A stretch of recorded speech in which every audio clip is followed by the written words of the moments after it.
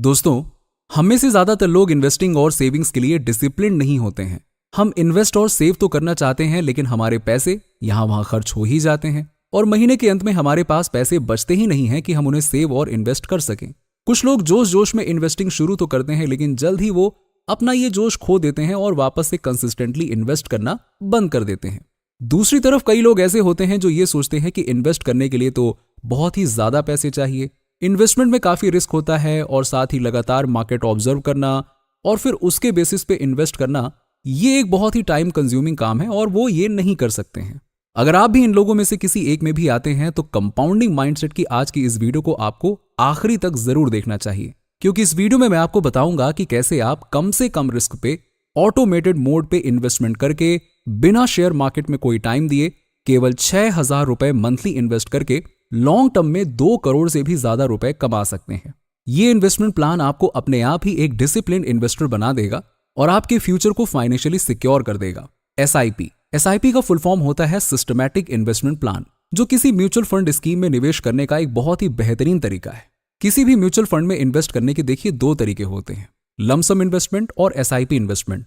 Lump sum investment में आप एक बड़ा अमाउंट एक ही बार में इन्वेस्ट कर देते हैं, जबकि एसआईपी इन्वेस्टमेंट में आप छोटे छोटे ऑटोमेटेड इन्वेस्टमेंट करते हैं जो कि वक्त के साथ ग्रो होते रहते हैं और लॉन्ग टर्म में आपको एक बहुत ही बड़ा अमाउंट मिलता है।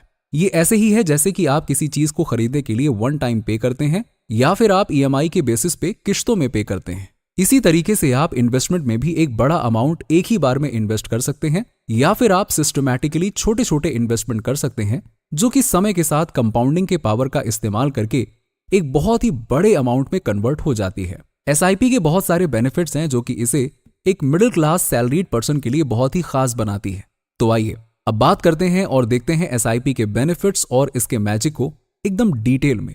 अगर आपके पास पहले से ही थोड़ी बहुत एसआईपी की नॉलेज है तो भी आप इस वीडियो को आखिरी तक जरूर देखिएगा, क्योंकि इस वीडियो में मैंने एसआईपी से रिलेटेड कुछ बहुत ही इंपॉर्टेंट चीजें बताई हैं जो ज्यादातर लोगों को नहीं पता होती हैं। चलिए वीडियो शुरू करते हैं। Benefit number 1, automated and disciplined investment. दोस्तों, एसआईपी एक ऐसा इन्वेस्टमेंट प्लान है जिसके थ्रू एक फिक्स्ड अमाउंट ऑफ मनी एक फिक्स्ड डेट पे ऑटो डेबिट होके अपने आप ही आपके द्वारा चुने गए किसी पर्टिकुलर म्यूचुअल फंड में इन्वेस्ट हो जाता है। फॉर एग्जाम्पल, मोहन जो कि एक कॉर्पोरेट एम्प्लॉय है, उसकी 35,000 की सैलरी हर महीने की 1 तारीख को आती है, इसलिए मोहन ने कंसिस्टेंटली इन्वेस्ट करने के लिए 10,000 रुपए की एसआईपी स्टार्ट करी है, जिससे कि हर महीने की 3 तारीख को अपने आप ही उसके बैंक अकाउंट से 10,000 रुपए कट के एक लार्ज कैप म्यूचुअल फंड में इन्वेस्ट हो जाते हैं। एसआईपी के इसी बेनिफिट की वजह से मोहन खुद ब खुद ही एक डिसिप्लिन्ड इन्वेस्टर बन गया है और वो बिना शेयर मार्केट को 1 भी मिनट टाइम दिए हर महीने ऑटो मोड पे इन्वेस्ट करके लॉन्ग टर्म में अपने लिए एक बहुत ही बड़ा वेल्थ क्रिएट कर रहा है। एसआईपी का सबसे बड़ा बेनिफिट यही है कि ये आपको ऑटोमेटेड मोड पे इन्वेस्टमेंट करने का मौका देता है। आप बस इन्वेस्ट कर रहे होते हैं, वो भी बिना किसी मार्केट फ्लक्चुएशन या इमोशनल मिस डिसीजन की चिंता किए हुए। ये आपको एक डिसिप्लिन इन्वेस्टर और आपके बिना कुछ किए ही आपको फाइनेंशियली इंटेलिजेंट बनाती है। नंबर 2, रुपी कॉस्ट एवरेजिंग। एसआईपी में आपको रुपी कॉस्ट एवरेजिंग का बेनिफिट मिलता है। जब आप हर महीने एक फिक्स्ड अमाउंट पे इन्वेस्ट करते हैं तो आपको खरीदने के समय म्यूचुअल फंड्स के नेट एसेट वैल्यू यानी कि एनएवी पे निर्भर नहीं रहना पड़ता है। अगर एनएवी कम होता है तो आपको ज्यादा यूनिट्स मिलेंगे और अगर एनएवी अधिक होता है तो आपको कम यूनिट्स मिलते हैं। इससे आपका एवरेज खरीदने का दाम हमेशा स्टेबल रहता है। आइए इस कॉन्सेप्ट को एक एग्जांपल से समझने का प्रयास करते हैं। रुपी कॉस्ट एवरेजिंग को समझने के लिए मान लीजिए कि आप किसी म्यूचुअल फंड स्कीम के बदले किसी पर्टिकुलर स्टॉक में एसआईपी के थ्रू इन्वेस्ट कर रहे हो। तो मान लेते हैं कि आपने अपनी एसआईपी 1,000 रुपए से शुरू की हुई है, तो इस महीने स्टॉक का प्राइस 200 रुपए है, तो आपके 1,000 रुपए के एसआईपी पर आपको इस कंपनी के 5 शेयर्स मिलेंगे। सिंपल है। फिर अगले महीने मार्केट नीचे गिरता है और स्टॉक की प्राइस पिछले महीने के 200 रुपए से सीधे 100 रुपए पे आ जाती है। तो जैसा कि आपकी मंथली एसआईपी 1,000 रुपए पे फिक्स्ड है, तो आपको इस बार कंपनी के 10 शेयर्स मिलेंगे। तो इसी प्रकार जब मार्केट नीचे जाता है तो आपको ज्यादा शेयर्स मिलते हैं और जब मार्केट ऊपर जाता है तो आपको कम शेयर्स मिलते हैं।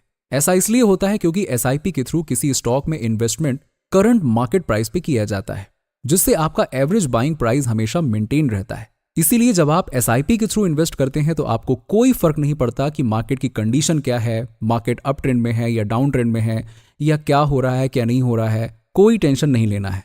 इसी कॉन्सेप्ट को कहते हैं रुपी cost averaging. Number 3, power of compounding. SIP का एक और सबसे बड़ा फायदा है पावर ऑफ कंपाउंडिंग। जब आप SIP के थ्रू इन्वेस्ट करते हैं तो आपको इनहैंस्ड पावर ऑफ कंपाउंडिंग का बेनिफिट मिलता है।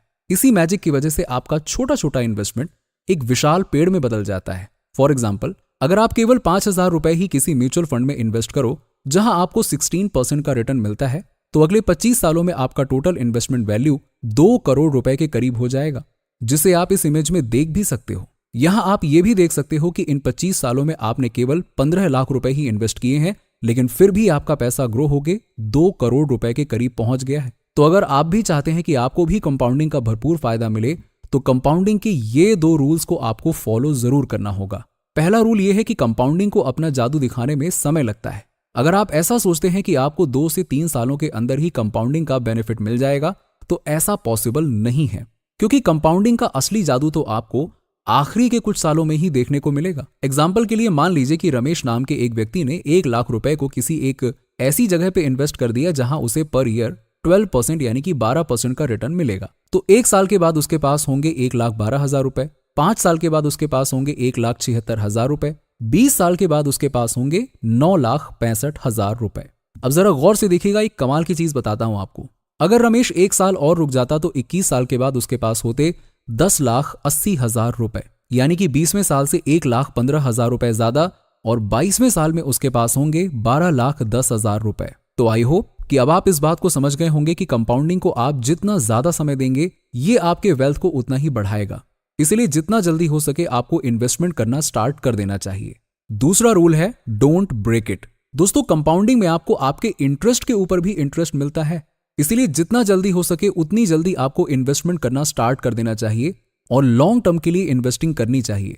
एग्जाम्पल के लिए, जैसे कि हमने पहले वाले रूल में यह देखा था कि राहुल ने कैसे 12% की ईयरली रिटर्न पर 1 लाख रुपए इन्वेस्ट करके 22 साल के बाद 12,10,000 रुपए कमा लिए थे। अब जरा मान लीजिए कि राहुल ने 5 साल में ही अपने पैसे निकाल लिए होते, जो कि थे 1,76,000 रुपए, तो उसके पैसे का कंपाउंड होना यहीं पर रुक गया होता और ये कभी भी 12 लाख रुपए पर नहीं पहुंच पाता। ज्यादातर लोग बिल्कुल ऐसा ही करते हैं, वो लंबे समय तक पेशेंस नहीं रख पाते हैं और कुछ सालों में ही पैनिक होकर अपने पैसे को बाहर निकाल लेते हैं, जिसका मेन कारण है मार्केट वोलैटिलिटी।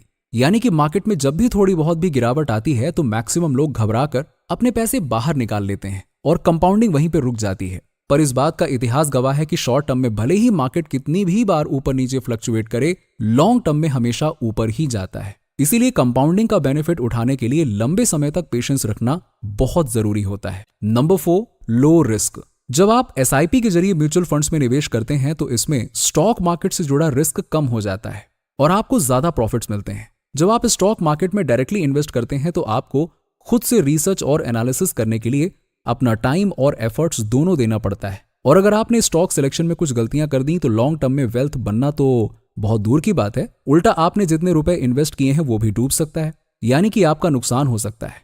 जबकि म्यूचुअल फंड्स में बहुत ही स्मार्ट और एक्सपीरियंस्ड फंड मैनेजर्स होते हैं जो अच्छे से रिसर्च एंड एनालिसिस करके ही आपके पैसे को निवेश करते हैं और उनसे किसी मिस्टेक होने के चांसेस बहुत ही कम होते हैं, क्योंकि उनका प्रोफेशन ही एक रिसर्च एनालिस्ट की तरह होता है। और रही बात इंडेक्स म्यूचुअल फंड की, तो इसमें डायरेक्टली आपके पैसे को भारत की टॉप कंपनीज में इन्वेस्ट किया जाता है, जिससे कि आपके पैसे पर रिस्क कम हो जाती है और आपके वेल्थ बनने के चांसेस भी बढ़ जाते हैं। मुझे उम्मीद है कि आपको इस वीडियो से वैल्यू मिली होगी। अगर आपको अभी भी कुछ संदेह है तो आप कमेंट में पूछ सकते हैं। वीडियो पसंद आया हो तो लाइक करें, अपने दोस्तों और रिश्तेदारों के साथ भी शेयर करें और हमें अपना सपोर्ट दिखाने के लिए कंपाउंडिंग माइंडसेट को सब्सक्राइब कर बेल आइकन को जरूर दबाएं। चलिए मिलते हैं आपसे अगले वीडियो में। यहां तक रुकने के लिए आपका सच्चे मन से बहुत बहुत धन्यवाद। जय हिंद।